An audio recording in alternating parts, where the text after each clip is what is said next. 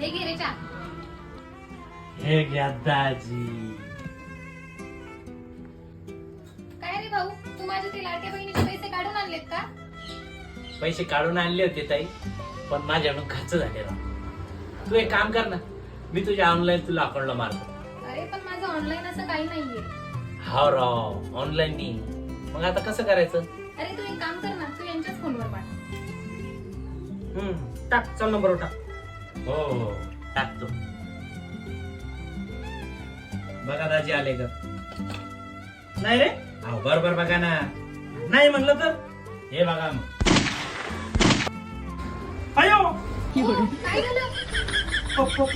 पैसे आले ना, पैसे आले ना. मग एवढं काय त्यात? नाही, असं खपक्यानं झाले.